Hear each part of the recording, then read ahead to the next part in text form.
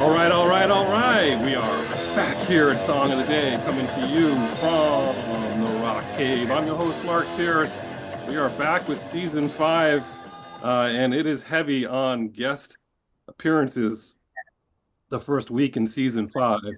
And so today is a fun one. You might recognize the face of Frank Sassano, who's back for his, Mark. I don't know, what is this, sure I think six. time? I'm Yeah. through them. So it's green jacket with the high collar, maybe. Yeah, it's the usual suspects all this week, so it's going to be a lot of pole position here. But we are also joined by your brother, Ralph, who Yeah, is here with us on audio. Uh, that's right. that's the first time for him being on the show. Welcome, Ralph. Hello, everyone. I'm And not past. when we were talking about Frank, when we were talking about topics, we always text with each other about different topics. You came up with this idea for this band, and I had you mentioned it to me, and I had never heard any of their music, and it kind of struck me because I was like, wait, where did I hear that? And where I heard it was that their name is constantly on lists of bands that should have made it that did not. Right. And this kept coming up as a metal band that put out an album that on social media will be like, what's the greatest band that didn't make it big, or the greatest metal album no one's ever heard, or whatever. And it was always someone, multiple people always wrote this band. So the band Mhm. is called Riot. And I know they were formed in 1975 in New York City, but Frank, why don't you tell me more about how it is that we got here with Riot today? Well, Riot was introduced to me really by my brother Ralph. We just, during COVID, like we were doing, talking music all the time, playing music because you needed distractions, right? And Ralph mentioned Riot. So I said, all right, well, one day I'll just, play it. And I read about them. Like you said, they're from New York City. And I played this album from 1981, which is one he mentioned, Fire Down Under. I was like, damn, how did I not hear about these guys? 1981 is my sweet spot. 17 years old, going away to college. And then it dawned on me there was a guy in my hall from Wappingers Falls, because these were New York City guys, who was always into metal, into Iron Maiden.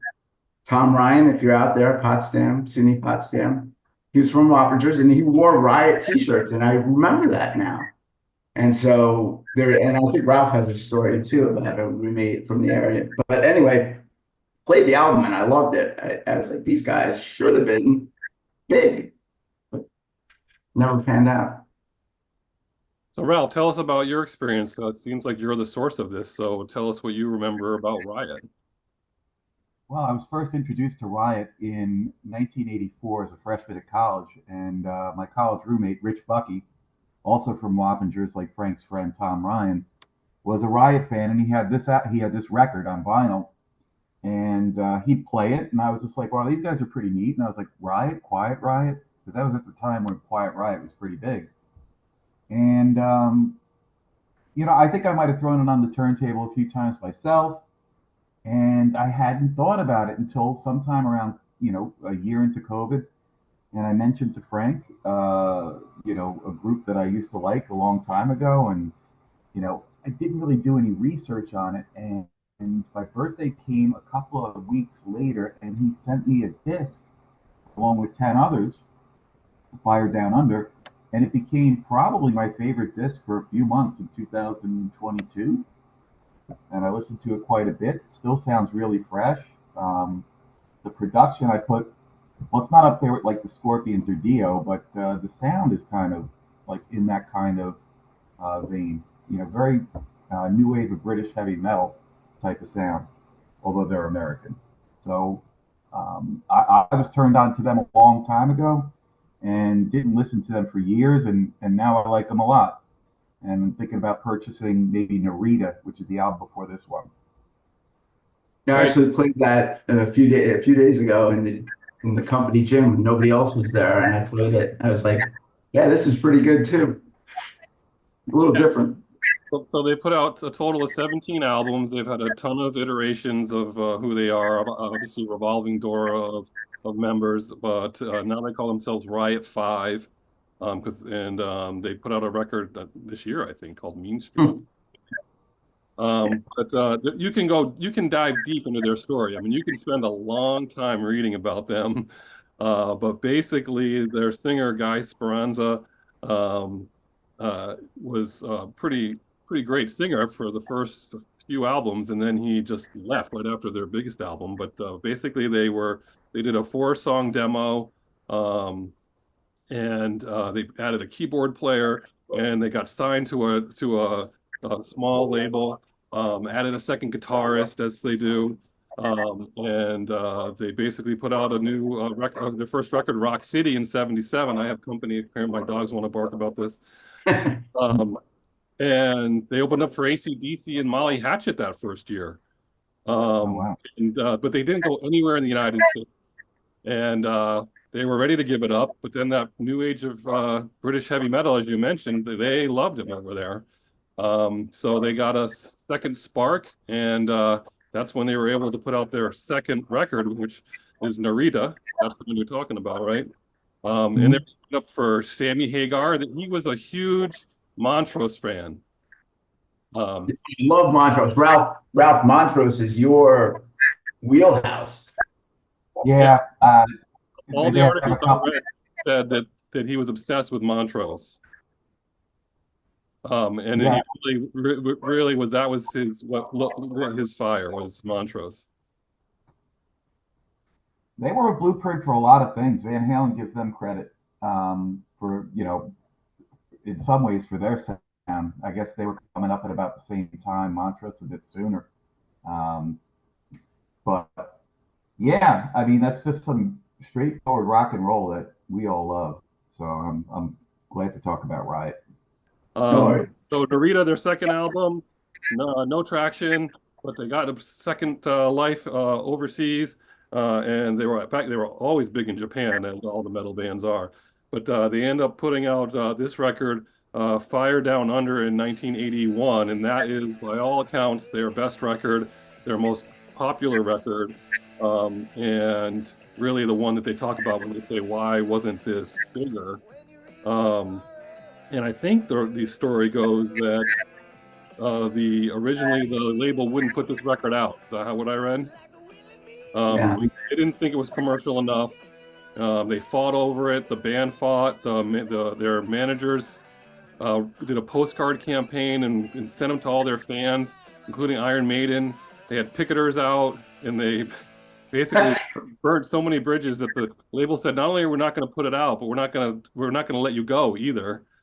And then finally negotiated with another label to be able to get that record out, which became huge. Huge. I mean, considering it went to the Billboard 200, and that's the one that we talk about that says that's what should have been bigger. And you listen to this, there's some great songs. We'll get the songs at the end, but there's a lot of great songs on here, and a lot of people are a fan of this record. We're talking Lars Ulrich from Metallica is a big fan. Lady Gaga is a big fan. She's a fan of one of their ballads, and there's one song of hers that sounds just like one of the openings of one of their songs. So anyway, this is a huge record. Ralph, you have a story about someone who saw them in concert back in the day, right? Yeah, relayed to me by my college roommate Rich Bucky from just up the road in Wappingers Falls. Yeah, he had seen them with Rainbow, who was pretty big at that time, and I could only guess that it was probably 83 or 82 before he came to college. And he said that Riot stole the show. He said that I guess Rainbow had some trouble, some difficulty with the sound system, and Richie Blackmore kind of threw a little bit of a tantrum, which is something that happens with him every once in a while. I love him, but he's known to do that. But he said that the crowd was chanting Riot, and he went right up to the stage and was going, Riot, Riot. He must have been 16 years old, 17 years old. And, and it was like pretty much just before the MTV era, or just about when MTV was starting. And I think that part of the reason why Riot didn't make it is they didn't play MTV. They didn't, I don't think they really cottoned to that whole idea with what you were saying, Mark, how they didn't want to be commercial. They kind of Yeah. resembled a group, looked like the Warriors from that movie, that classic gang movie. The Warriors, yep. Yeah, the Warriors come out and play. Yeah. They kind of, in their appearance, remind me of that, very t-shirt and jeans and that kind of thing. Yeah, the article I read was called the article I read was called "The Unluckiest Band in the World," and it chronicles their story about how they came out in New York City in the late '70s when disco was huge.